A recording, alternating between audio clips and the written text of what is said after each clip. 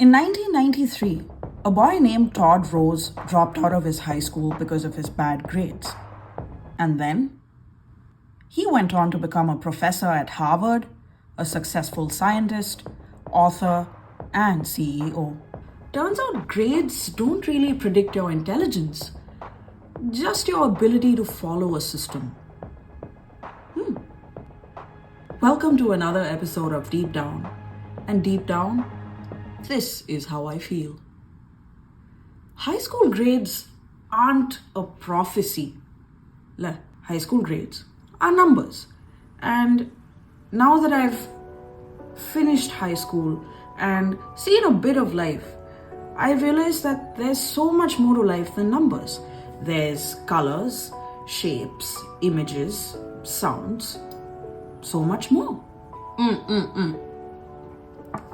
But tell that to my 12th grade teachers. They were way too confident in their psychic abilities. I think they would have made better fortune tellers than teachers. They were so convinced that I would not amount to anything, right?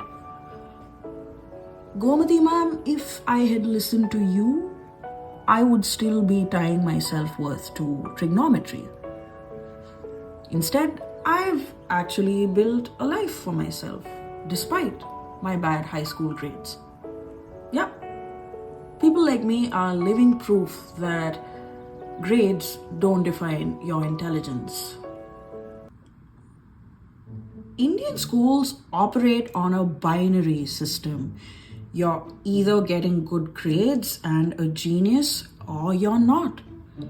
You are just 1 year away from ruining your life when you're as young as 16 or 17 years old. And don't get me started, if you're not good at maths, physics, chemistry, you are a disappointment to your whole bloodline.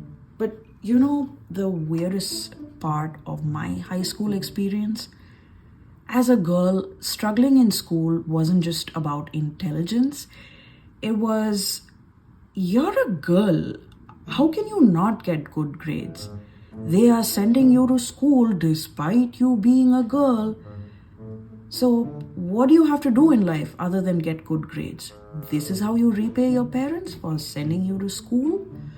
For the guys, it was very different, you know. A guy could fail in 3-4 subjects. He could repeat multiple years. And the teachers would just go, he's a guy, he'll figure it out. Figure what out? String theory, the Higgs boson, the meaning of life? Bitch, the only thing I was figuring out was how to get through chemistry period without having a breakdown. That ship was mad. Fast forward to college, and I was topping my class. Like a plot twist no one saw coming. Yeah. The girl who was getting single digits in maths was winning awards now. Turns out I wasn't dumb.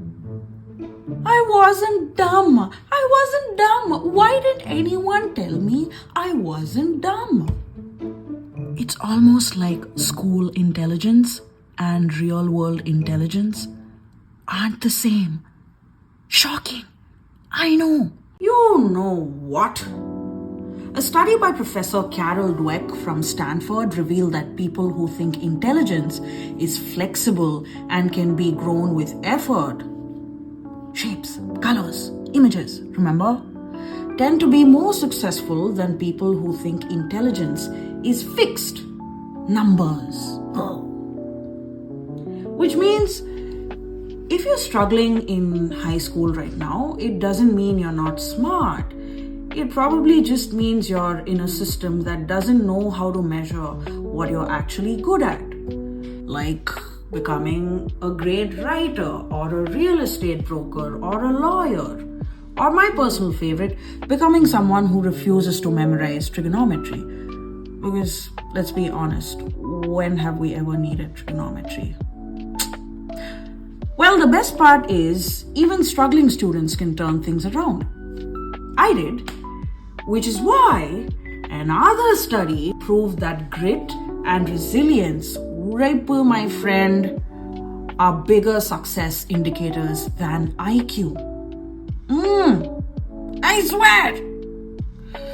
So, if school's kicking you in the ass right now, I say just hold on, believe in yourself, and just keep going. You're already ahead of the game.